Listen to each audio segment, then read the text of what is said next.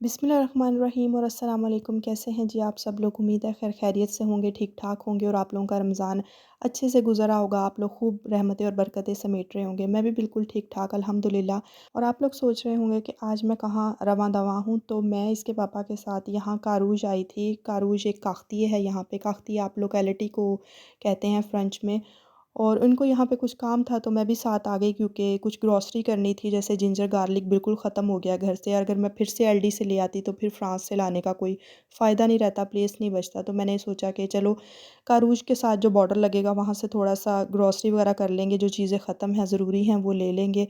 और उसके अलावा मैं कुछ ब्लॉग्स देखती हूँ, जैसे नताशा इन पेरिस हैं, और उसके अलावा कुछ फ्रांस के ब्लॉग्स थे जिनमें मिट्टी की हंडियाँ घरों में यूज़ करते हुए और फ्रांस के मॉल्स में दिखाई थी मिट्टी के बर्तन, जो कि स्विस से नहीं मिलते। तो मैंने वो भी देखने हैं, अगर मुझे मिल गए तो मैं घर के लिए मिट्टी की हंडियाँ लूँगी। और उसके अलावा आप लोगों के कुछ क्वेश्चंस भी आए हुए थे, मुझे उनका भी आंसर करना था। आप लोग इंस्टा पे मुझे अप्रोच करके और कमेंट्स में क्वेश्चन करते हो, तो मैं बेहतर ये समझती हूँ कि मैं वीडियो में उसका आंसर करूँ, ताकि बहुत सारे लोग एक ही दफ़ा उस वीडियो को देखें और सबको इन्फॉर्मेशन मिल सके। और यहाँ पे हम लोग फ्रांस के बिल्कुल पास आ गए थे। आप लोग देख सकते हो कि बोर्ड्स पे फ्रांस लिखा हुआ आने लग गया, और बहुत सारी गाड़ियाँ और बसेस जो हैं फ्रांस की तरफ जा रही हैं। और हम लोग नॉर्मली इधर ग्रॉसरी करने कभी नहीं आए ये कारूज वाली साइड पे, क्योंकि एक तो ये हमारे घर से काफ़ी दूर है कारूज। और दूसरी बात कि यहाँ पे जो मॉल है वो कागाफू है, जो कि पाकिस्तान में लाहौर में भी है। हाइपर स्टार और कागाफूर जो है वो ये फ्रांस का ही मार्क है, और इसकी और स्विस की प्राइसेस में ज़्यादा फ़र्क नहीं है, बहुत थोड़ा सा फ़र्क है। लेकिन आज चूँकि हम लोग पास आए हुए थे और दूसरी साइड पे अब इसके पापा जाएंगे नहीं, तो इसलिए फिर यहीं से एंटर हो रहे हैं। और ये देखें हम लोग एंटर हो गए जी फ्रांस में। और मुझे मिट्टी के बर्तन भी ढूँढने थे, तो मैंने सोचा शायद यहीं से मिल जाएँगे तो ले लूँगी, क्योंकि बाद में फिर इसके पापा को मिट्टी के बर्तन ढूँढने में कोई इंटरेस्ट नहीं है। और जी क्वेश्चन जो आए थे वो मुझे आए थे यूके से, और यूके में माशाल्लाह मेरा चैनल देखा जाता है और यूके वाले क्वेश्चन भी पूछते हैं। तो यूके से किसी ने पूछा था एक दफ़ा कि यहाँ आके सेटल्ड हुआ जा सकता है? तो ऑफ़ कोर्स हुआ जा सकता है, अगर आपके पास यूके का पासपोर्ट है। अगर आपके पास ओनली पेपर्स हैं या परमिट्स हैं, तो आप लोग यहाँ पे आके काम नहीं कर सकते और ना ही यहाँ पे आके रह सकते हैं। और इसके अलावा किसी ने क्वेश्चन किया था कि यूके में जो है वेयर हाउस में जॉब करते हैं, तो यहाँ पे आके वेयर हाउस वगैरह में जॉब मिल सकती है? तो यहाँ पे हर किस्म की जॉब मिल सकती है, छोटी से लेके बड़ी तक जॉब मिल सकती है। लेकिन सबसे पहले कि आपको यहाँ पे आने के लिए एक तो पासपोर्ट चाहिए यूके का, आप परमिट या पेपर्स पे नहीं आ सकते। और उसके बाद दूसरी जो यहाँ पे आके प्रॉब्लम शुरू होती है वो लैंग्वेज है। आप किसी भी रीजन में जाओगे, ऑफ़ कोर्स वहाँ पे इंग्लिश नहीं बोली जाती, और इंग्लैंड में तो इंग्लिश बोली जाती है। तो आपको सबसे पहले लैंग्वेज सीखनी पड़ेगी, और उसके बाद जो है आप जॉब भी ढूँढ सकोगे, और आप यहाँ पे सेटल्ड होने में भी आसानी हो जाएगी आपको। यहाँ पे मैं एक और बात मेंशन करना चाहूँगी, मेरा मकसद किसी को डिमोटिवेट करने का नहीं है, प्लीज़ पॉज़िटिव वे में लीजिएगा इसे। दुनिया में कहीं भी आप एक जगह से दूसरी जगह मूव होते हैं तो आपको सेटल्ड होने में टाइम लगता है, स्पेशली ऐसी जगह पे जहाँ पे लैंग्वेज का इतना बड़ा बैरियर आ जाता है। उसके बाद फिर कल्चर डिफरेंसेस होते हैं, जैसे हम लोग यहाँ पे हैं जिनेवा में, लेकिन हम लोग ज़्यूरिख नहीं जा सकते। ज़्यूरिख में शिफ्ट होना मैं चाहती हूँ, लेकिन हम लोग नहीं जा सकते क्योंकि वहाँ पे लैंग्वेज डिफरेंस आ जाएगा। हम लोगों को जर्मन सीखनी पड़ेगी, जो कि हम लोगों ने फ्रेंच ही बहुत मुश्किल मैंने सीखी है यहाँ पे। तो इसलिए मुश्किल हो जाता है, और उसके अलावा कल्चर डिफरेंस आ जाता है। तो इसके बाद आप इतनी दूर से एक कंट्री छोड़ के दूसरी कंट्री में आते हैं, तो फिर वो कुछ टाइम लगता है वहाँ पे सेटल्ड होने में। आप लोग जो सोच के आते हो प्लीज़ प्रिपेयर करके आइएगा माइंड में कि जो कुछ सोचा हुआ है सेम चीज़ें वैसी नहीं होंगी, टाइम लगेगा चीज़ों को सेटल्ड होने में, और उसके बाद आपको भी सेट होने में टाइम लगेगा। मैंने बहुत सारी फैमिलीज़ देखी हैं जो यहाँ से जाना चाहती हैं, मूव ऑन होना चाहती हैं स्पेन में या इंग्लैंड में, लेकिन वो हो नहीं पाती। और अभी पिछले साल की बात है, कोई फैमिली आई थी इंग्लैंड से 2 बच्चों के साथ, और उन्होंने यहाँ पे कुछ अर्सा 3-4 महीने रह के देखा, और उन्होंने अक्लमंदी ये की कि इंग्लैंड के जो उन्होंने अपना अपार्टमेंट वगैरह था वो नहीं छोड़ा। लेकिन उनकी कोई फैमिली थी यहाँ पे, कोई रिलेटिव्स थे, लेकिन वो यहाँ पे सेट नहीं हो सके तो वो वापस चले गए।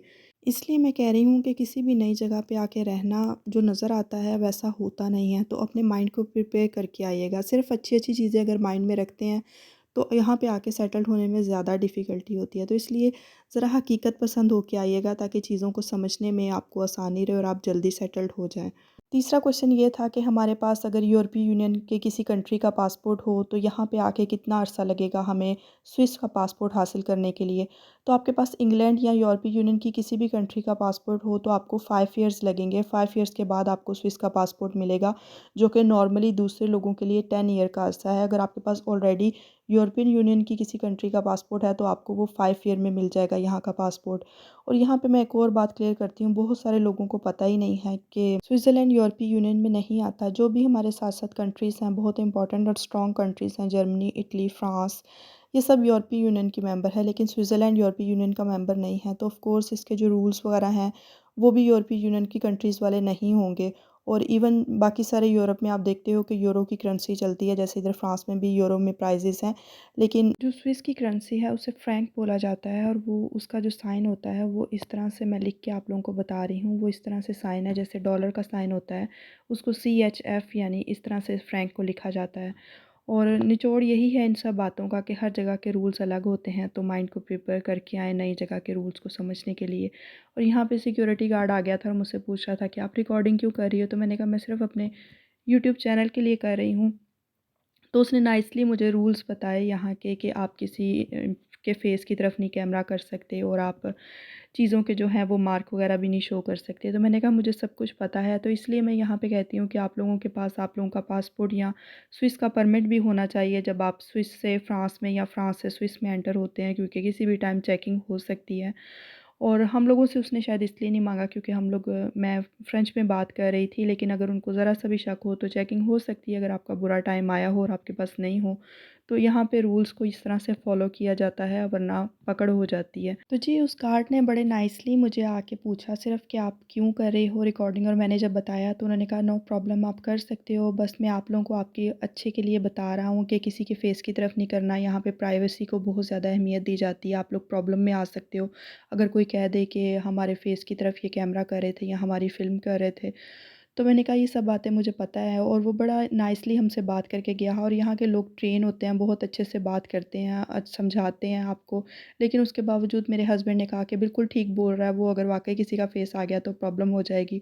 आपने ये क्या शुरू किया हुआ है, कैमरा बंद कर दो। और उसके बाद आपको पता है मुझे कैमरा बंद करना पड़ा।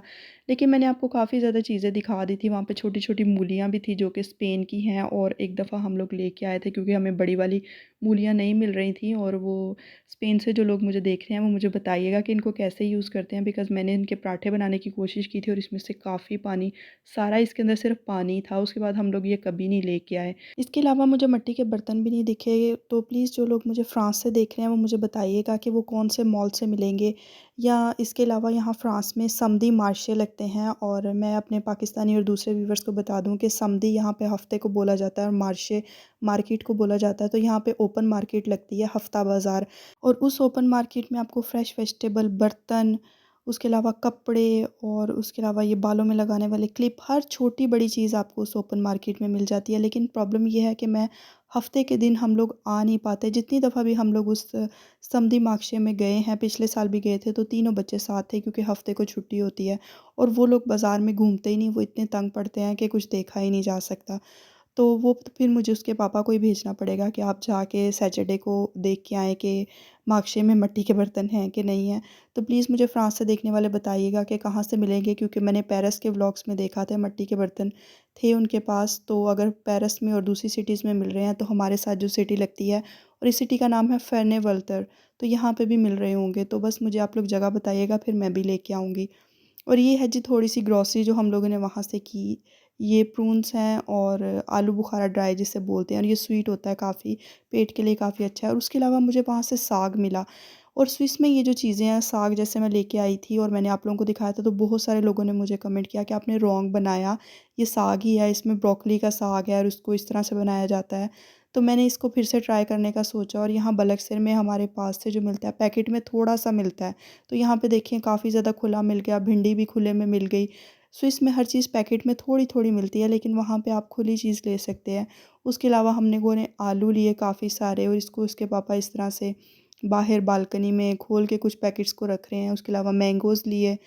तो ये सब चीज़ें हम लोग अरेंज कर रहे हैं, और इस साग का और भिंडी का मैं ज़ाहिर है अब इनको सेव करूँगी, और वो मैं आप लोगों को नेक्स्ट बताऊँगी कि मैं किस तरह करूँगी, और अब आप लोगों की रेसिपी से मैं साग बनाऊँगी। और यहाँ पे मैं अपने उन सब्सक्राइबर्स का नाम लूँगी जिन्होंने मुझे अपना नेम और प्लेस लिख के भेजा। उसमें साइमा है सियालकोट से, अदीबा है फ्रॉम जेहलम, और मायरा कंवल है from Lahore. Thank you so much. और आप लोगों ने मेरी वीडियोस को लाइक किया, मेरे चैनल को सब्सक्राइब किया।